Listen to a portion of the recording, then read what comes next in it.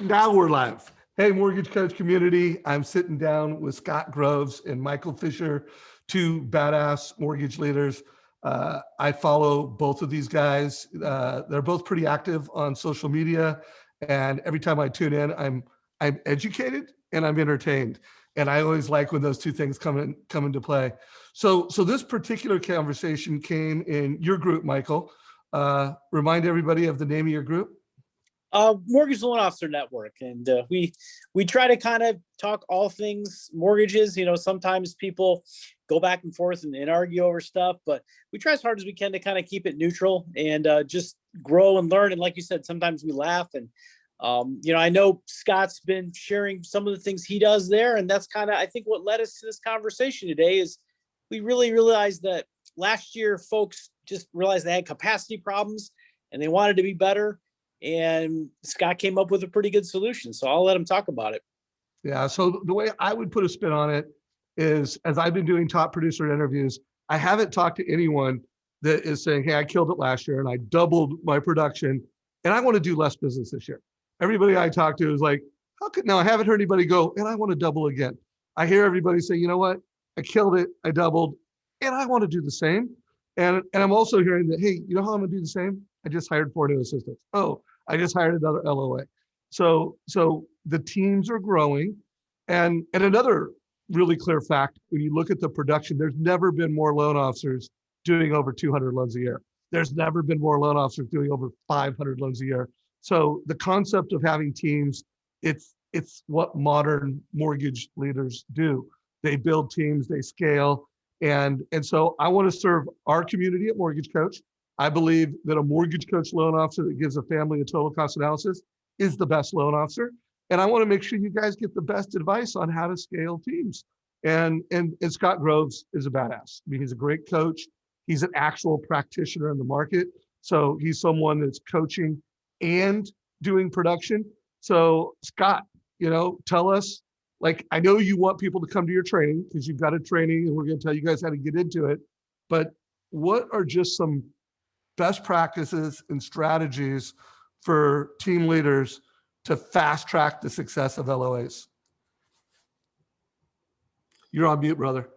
I thought you were like varsity player, man. I know. I was on mute because my assistant was in here rescheduling to make sure that we don't do anything wrong, but rescheduling some people after this call. But yeah, it's pretty crazy. Like, there's a lot of people watching this and a lot of people in your group who do a ton more production than I do. We're here in Los Angeles, so we're very spoiled by our loan amounts. We did like 150 loans for 75 million last year, which by modern standards is not a lot. Like you said, there's hundreds of people doing over 100 million. There's hundreds of people doing over 200 million. But my leadership team came to me and they're like, hey man, you run a full-time separate coaching business. You run a full-time separate podcast business. Unless I'm lying to them, they all know that I'm a pretty decent father and an average husband. I'm working on becoming an above average husband. And, I still try to get in like 200 jujitsu workouts a year. And they're like, you get more out of your support staff than anybody we have in the company.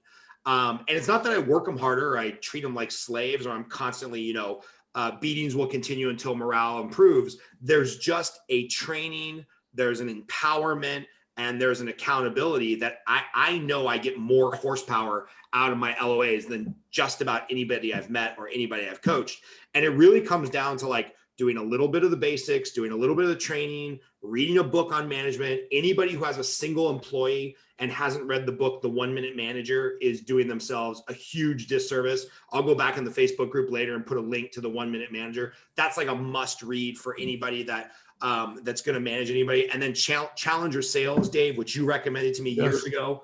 Awesome book, which helped me become a better salesperson. And in turn, put those strategies with my LOA, who they don't even know half the time that they're helping me sell through the way that they are an LOA. And so this kind of just morphed into a training program, which I'm happy to share with anybody who's interested. They can just email me. We'll put the email in the thing. I don't need to solicit the program. But yeah, a lot of it's just about like understanding what we want to accomplish as a team, empowering them, and being like, hey, we're the highest paid person in the deal, right? If you're the loan officer watching this, you're by far the highest paid person in the transaction. Sometimes your LOA is going to screw up and you're going to write a $5,000 check or take a 1-point pricing concession. in order to solve the problem, but that's okay because you can't scale and grow without empowering your LOA. I think that's the number one word I come back to in the training over and over and over again is empowerment. Because I'll do an intake interview for a loan officer that wants to join my coaching, and they're like, "Oh no, my LOA is not allowed to do that. They're not allowed to do that. I don't trust them to do that." And then I'm like, "Well, why the F do you have them then? Like, if you don't trust them to help be a partner in your business, why are you paying them money? Like, just do it all yourself and cut the overhead." So sorry, that was just a really long rant to something I'm pretty passionate about. No, it was a great rant. And my biggest takeaway and most impressive thing that you said is you do 200 jujitsu sessions a year, and you're a dad, and you're a mortgage baller, and you're a coach. Did I get that right? Yeah, and I needed a third business, so I started a podcast business because, as you know, I'm a little loud about politics on social media, and I was like, maybe I need an outlet for this. So I started, to my wife's dismay, I started a third business, and we just started up a new LLC to get a podcast going and try to monetize that. And I don't know, I guess I just don't watch enough TV or something. Yeah, right. So guys, let's put a couple stats on screen real quick. I just ran this from MMI, which is a data source we use here at Mortgage Coach. And let's get really clear on this, guys. There are 29,000 loan officers that did 100 to 200 loans. There are 8,800 that did 200 to 300, and there are 5,080 that did over 300. So here's the deal, guys. Those are all teams. You cannot do over 100 loans sustainably in a healthy world, and not have roller coasters without a team. So let's just get into the tactics. If you are in Facebook and you're in live and you want to ask us a question, put it down below and we'll get to the question. So just give us like basic, we're going to do like 15 minutes of just tactics, strategies to bring on a new LOA. What do you got? Yeah, I mean, the first thing, and this is like page 4 of our 60-page kind of training course that we have for our loan officers that come in for coaching, is you have to have service level agreements. If you don't have written service level agreements for you and your team, you will constantly forever be the whack-a-mole, I'm putting out fires. And I see this on teams who are just one-person teams who are just getting started and they're doing 30, 40 loans a year. And I sadly see this on teams where there's 5 people, 3 LOAs, we're doing 400 units. They don't have any service level agreements. And the problem is when it's just me and I'm just by myself, it's very easy to say, I'm just going to do everything as fast as possible. A deal comes in, I order the disclosures. An email comes in, I respond to the email. But if you don't have service level agreements, what happens is the next person comes in, the next person comes in, the next person comes in, and all you're doing is playing whack-a-mole. And so what you have to do is you have to have these service level agreements that say, I respond to emails within this amount of time. I respond to calls within this amount of time. If a deal comes in before this hour of the day, it gets disclosed the same day. Appraisals are ordered within 24 hours. Loans are disclosed within 24 hours. Loans are submitted to underwriting within 72 hours. If you don't have that, at least for a baseline and a standard for your team, then everybody's just kind of, pissing in the wind, excuse my my foul language, but everybody's just trying to jump in and do everything. And then you don't have any systems or flow. So I think those service level agreements are first. And then you can start moving into the systems, the habits, the workflows, who does what. But like, if you don't have that, like if you don't have at least the baseline of like, this is the timeline by which I run the team, good luck, man. Everybody's just going to try to do everything and it's a nightmare. God, what's that joke we sometimes see people talking about on social media? Like the busiest loan officer is the loan officer closing 3 loans a month. And there's a reason they're only closing 3 loans a month. They haven't learned these skills. They haven't figured out how to get some of the basics in order. So they feel busy. They're not really busy, but like you said, whack-a-mole, they're running around doing emails and all that kind of stuff. It's just nuts. So let me ask you this. I had interviewed Jeremy on February 2nd, Jeremy Forcier, who had a ridiculous year, and he had just hired 4 new LOAs. And 2 things I took away, I was just looking at my notes, and I remember from that conversation, is he saying like, hey, when I bring them in, whether they wore an LOA in the past or I'm bringing them in and they have no mortgage experience, first 30 days, I want to go really slow with them. And his process was watch, do 5 times. So they would watch different people in their roles, and then they'd watch, and then he'd say, okay, you do it. I'm going to watch you do it. You do it. And it was just this 5 cycles of watch, do, and a 30-day onboarding cycle. What are your thoughts on that? Yeah, I mean, I'm not going to argue with the guy. He's a beast, does a ton of Well, business. I know, but So, what's your process? Like, you yeah, know, I have in my outline here for the LOA training, this idea nurses are really big in this. When they're teaching nurses how to work in the ER, it's see one, do one, teach one. Okay. And this has been like a nursing maxim for probably 100 years in American nursing education. It's like, you see one, you see them insert the catheter. The next time you do one supervised, and then by the 3rd time, you better be able to know it so well, you could turn around and teach it to somebody else. And I have found kind of that, I don't know if it's called I think it's called the Socratic method. What I did with my LOA, I moved companies about 1 year and 3 months ago, and I left the entire team behind at the previous company because I was doing leadership and management, all this stuff I didn't want to do anymore. So I'm like, you know what, I'm just going to start over from the ground up, new book of business, new everything. And I took on an LOA who was effectively a receptionist for the 2 years before that. And now she's licensed, she's locking loans, she's doing income. And what we did was, see one, do one, teach one, is I would show her how to go through something like, 1120S, income, analyze it. I would show her how to do it. Then the next one, even if it was going to take her 3 hours, I would be like, here's the income workbook, here's the tax returns, go figure it out. And then I would check her work. And then by about the 3rd or 4th time she was doing, 1120Ss, I'd be like, all right, you go do everything. And then you report back to me why you did it right.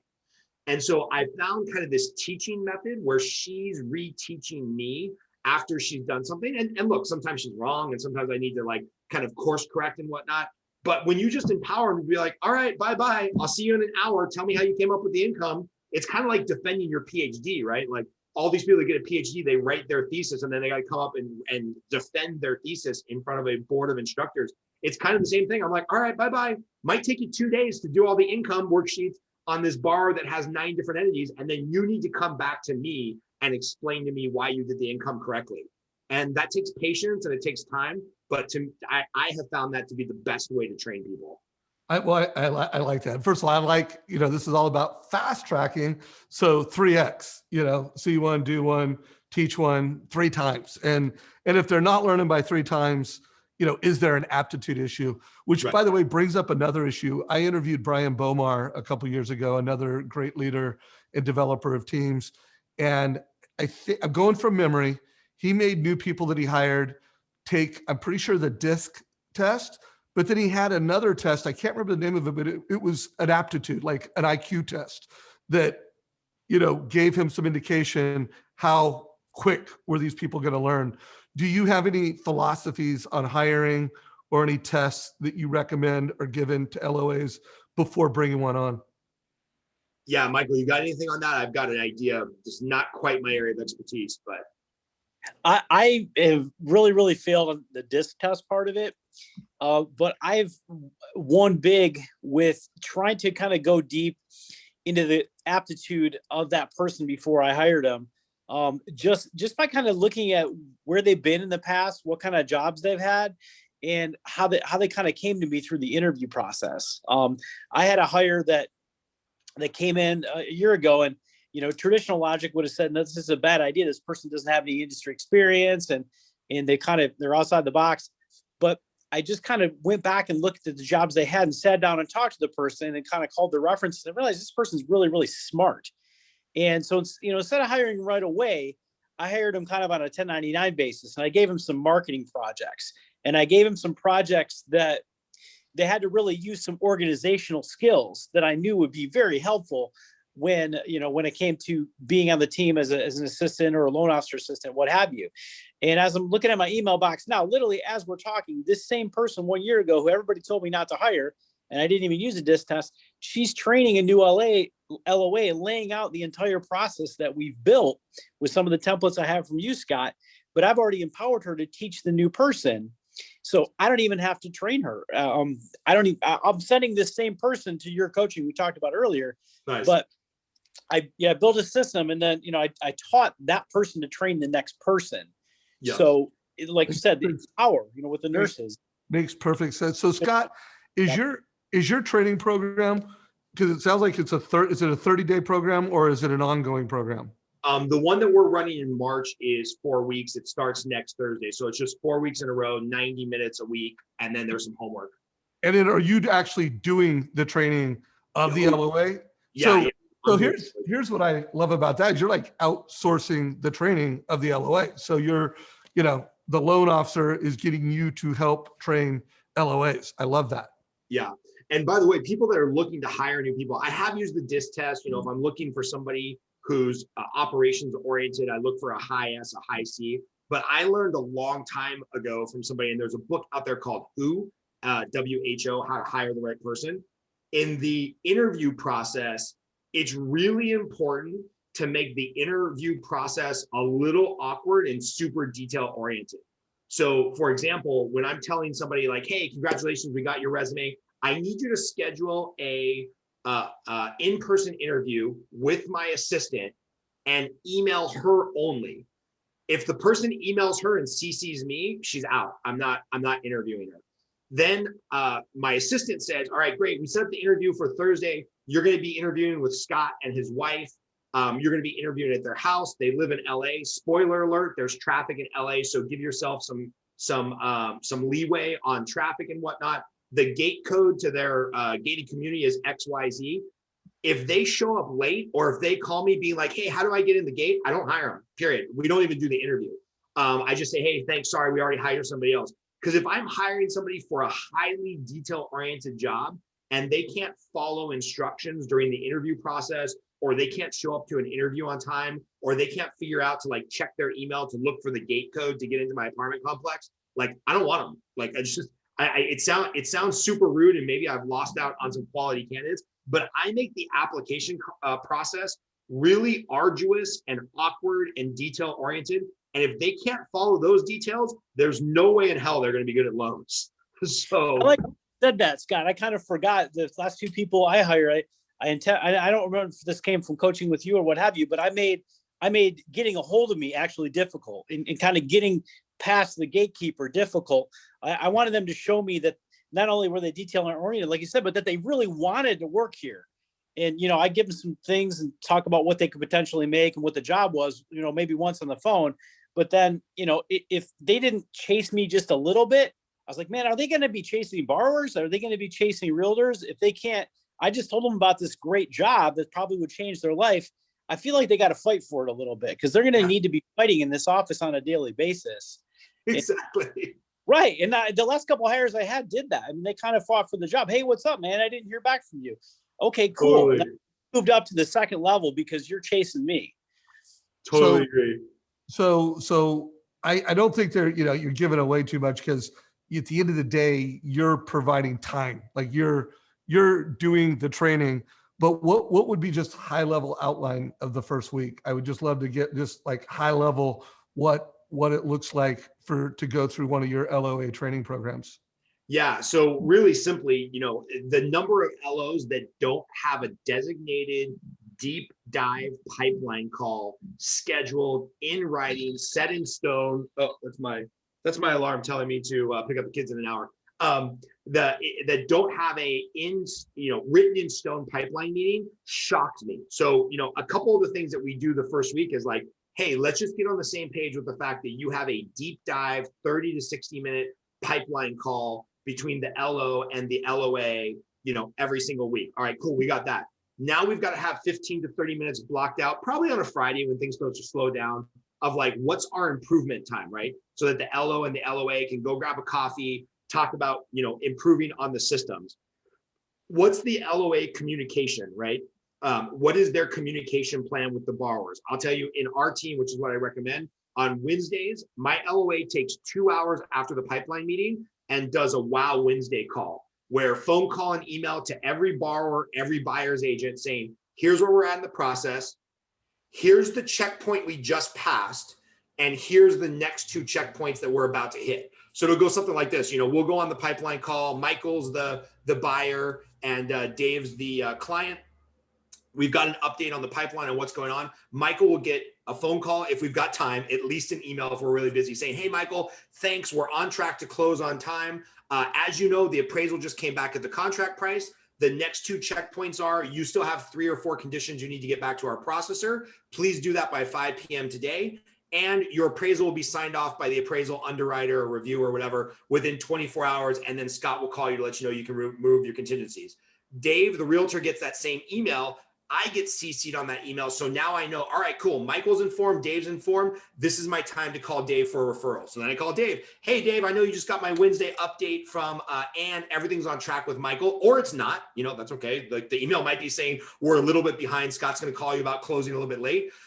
Dave, everything's on track, or it's not. Things are going well with Michael. He's informed. He's a great client. Anybody else that you need for us to call and contact, right? So it's like all of the efforts of the LOA build on this idea of then getting more referrals. So we do the pipeline call, then the client's updated, the buyer's agent is updated. That's my cue to call the buyer's agent, the listing agent, try to get more deals. So it's really systematizing this thing where I think so often, even the really good loan officers that have really great support staff, they think like, okay, I'm going to go do my lead generation, my sales activity, and the LOA is going to knock it out knock it out of the park over here with the ops stuff. It's like, no, this stuff all plays together, right? You got to enroll the LOA in your successful process that leads to more leads. So that's like week 1. And then we get a lot more stuff. What about, and I know you've only got another 5-ish minutes there, and we can go all day on this, but I want to find out, because another really important function is the LOA is to make sure that, hey, if we got a lead, that we get a loan app. And so making sure that they get app. And I've interviewed enough loan officers, mortgage coach loan officers, like Jeremy, he actually creates the total cost analysis. Keith Collins, all kinds of, Kelly Zitlow, their LOA actually does the TCA, preps it for the loan officer. So different people do that differently, but almost all the LOAs make sure that, hey, that lead filled out the app. So what is your training, not your training process, but what are your service standards? How many times is the LOA calling the family? What are some of the tactics and strategies you teach to make sure that leads fill out the link? How do you train around that, and what are your service standards? Yeah, it's a good question. We've automated a lot of that. Again, this is mostly because I'm trying to only work 2 or 3 days a week in the mortgage business, because I do 2 or 3 days a week of coaching and a day's worth of podcast interviews. So, and this is maybe not the right answer for everybody, but because I only want to work 2 days a week, my goal is to do 100 million a year working 2 days a week. We've had to automate everything where if a lead comes in, I get a name and phone number and or a name and email address. My LOA knows that they go in this system, they go in this spreadsheet. We start a 7-day video drip campaign. I try to call them and text them. If I don't get in touch with them, the LOA tries to call and text message them once. And if between those 4 communications, we don't get them on the phone, we let the automation take over and kind of revive them, hopefully. But then what I do have is I have my LOA once a week on Thursdays. She sends me what's called the zombie lead list. So she goes and compares all of the names and phone numbers, names and email address we got that's in Google Sheets. She compares that with what's gone into Trello, which is where we manage our live deals or our pre-approvals. And she's like, all right, here's the 8 clients in the last 2 weeks that we got their contact information, but they never applied. So then that's my job to try to chase them down at least 1 or 2 more times. So we have a system for that. But for us, we've counted a lot on automation. Like it's just, thanks to awesome pieces of software like what you run, man, it's so much easier to automate shit than it's ever been before. So, between your tools and Calendly is something we use a lot. It's like you can automate the whole education process, and it shouldn't be that much manual labor for the LOA. So that brings up a really good point. I have found like the meeting links to be just an awesome new innovation over the past couple of years that just makes scheduling meetings so easy. You agree with that, right? I mean, yeah, it's crazy not to be using a meeting link. You can't be in our coaching program unless you're using Calendly, period, the end. You have to do it. My LOAs live off of it. When a client's getting frustrated or they need like a specialty conversation about switching program types or whatever, she's like, hey, and this is the key, Dave, is I used to think those scheduling programs and Calendly and stuff were kind of obnoxious because the story I was telling myself was, ooh, I'm such a big deal, you have to get on my calendar. It's like, no, it's not about that. It's about explaining to the client, hey, we work in a really busy world. Everybody's on Zoom meetings. Here's access to Scott's calendar. When it's convenient for you, why don't you schedule some time on his calendar, and he'll make sure that that you guys connect, and you guys can address all your issues. And when I started doing that, I made it about the client and not about me. Today I had 14 appointments with coaching clients or borrowers who needed a consult. In the good old days, before Calendly or Schedule Once or anything you want to use, I would be lucky if I could get like 5 structured appointments a day. And now I'm running like 13 to 14 appointments every day because it's just so much more efficient. Oh, we just lost Michael. I was just going to ask him a question and let him close it out. Hopefully he comes back. So my last question for you, and if Michael comes back, we'll bring him back into the conversation, is how long should it take to onboard an LOA? Like, what should be the period of time? Yeah, such a good question, right? Because you and I have been doing this for a lot of years. I've been doing this for 21 years, and I'm still learning new stuff every week. So, onboarding, I would say, to get somebody up and running and being able to add value to your process, it should be like they add value day one, they're following a system, and they can be somewhat self-sufficient within 60 to 90 days. And then as the leader, you've just got to create that space to train them on an ongoing weekly basis. Because, my LOA, who started a year and 2 months ago, and she is an absolute rock star. We still jump on 3 times a week for half an hour on Zoom. And I go, okay, what are you struggling with? What income scenarios are kind of messing you up right now? Where do we need to improve our system? So, 90 days probably to get them uploaded and onboarded and adding like true value. And 17 years for them to know exactly what you want them to do. Love it. So anyone watch this, I don't think we're going to get Michael back. Their group, the Mortgage Loan Officer Network, is awesome. I mean, I love it. What's that? It's so good. He's got so much good content in there. And I hope Michael watches the end of this, because Michael is the definition of a intellectual philanthropist. Like, he can't help but give away all his knowledge for free, like to his detriment. I told him to start charging for some of the stuff that he does, because he's just such a solid dude. And yeah, I can't say enough good things about him. Yeah, our industry can't have enough great people like that. He's just always helping. He's always coming from a good place. There's a great dialogue going in that group. So make sure you guys follow it and check it out. So any last words for you for the mortgage coach community? And then also make sure everybody knows how to get signed up for your program. Yeah. I'll leave some links in the Facebook group, obviously. And, I would say anything you can do, because we've all worked for these kind of leaders, Dave, where it's like beatings will continue until morale improves. You jump on a pipeline call and you just talk about everything that's wrong with the files, and you gloss over the ones that are going well. Especially in this market where everybody has more deals in their pipeline than they ever have before, try to spend some time focusing on what's going well. And I review this in the training course. It's this AIR framework where we appreciate when things have gone well. We inquire about how to make those things that went well happen on more of the files. And then we, review and set up a system. And so just everybody's feeling a little overwhelmed and beat down. Processors have been working overtime every week for a year. Everybody's just kind of at their wits' end. And, rates are up a little bit, so refinances are down. But every loan officer I'm talking to who's doing the right thing and making the connections and doing the lead generation, they're busier than ever with their purchase business. And I don't think it's going to slow down. So I would just say to everybody who is managing 1 person or 20 people, just slow down to celebrate the wins from time to time. And then appreciate what's going right? Spend a couple minutes on the files that went amazingly through the system quickly. None of that came out as English. Spend some time to focus on the files that went through the system quickly, and it was an amazing experience, and highlight that instead of just always focusing on the negative and the file. That's my last thought. All right. Hey, Michael, we just said some really nice things about you. And I was literally, as you left, I was going to go, hey, Michael, any comments? And do you have a question for Scott? And then all of a sudden, where you go? So we are in kind of wrap up mode, but any questions for Scott or any final comments from you? Well, I got one final comment.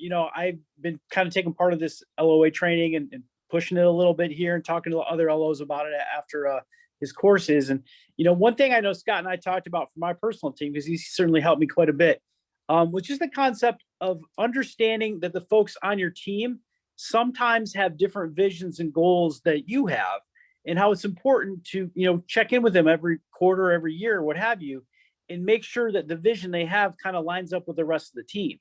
And, there's plenty of days where your LOA might look at you and say, hey, I want to be Scott.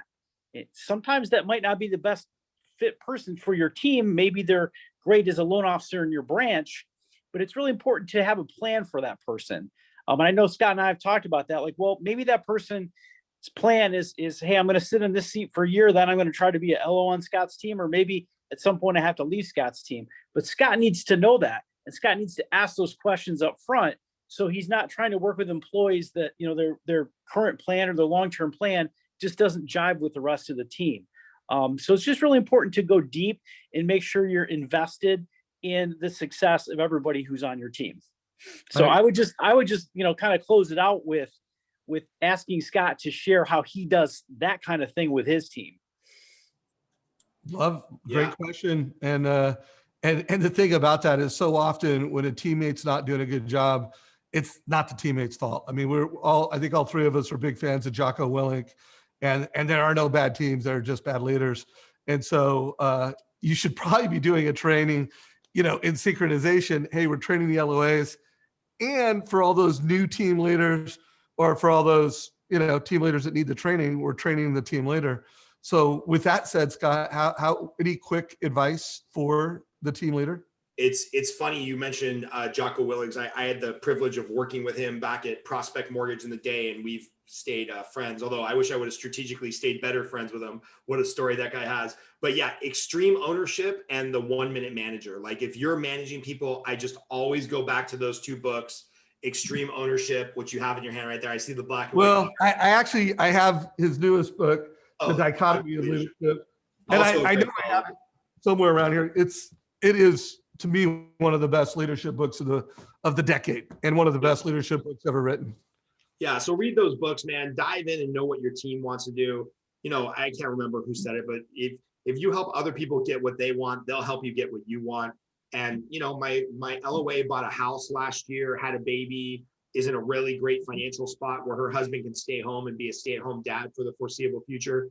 And that's the kind of stuff that breeds loyalty, right? When you can help other people obtain their goals and achieve what they want to, they'll work so hard for you. So, just leave it at that. And I'll leave a couple of links. If anybody has any comments, I'll put our playbook and everything in the chat box here, which everybody can just have for free. And we'll just go from there. Well, guys, I appreciate both of you. You guys are two great leaders in the mortgage industry. Michael, just so we're not saying it behind your back, we were both talking about what a humble and giving leader you are in the mortgage industry, and the group that you have and that you support and that you love on all the time is just great for loan officers. So I hope they check it out. Michael, feel free to put a link, for anyone that's listening to this, so they can quickly and effectively get to what you got. And guys, thanks for coming into the mortgage coach community and giving some ideas, giving some strategies. Super grateful. Thanks, man. Appreciate you. And anybody who got value, give us a like, share it with your mortgage friends. This is a wrap.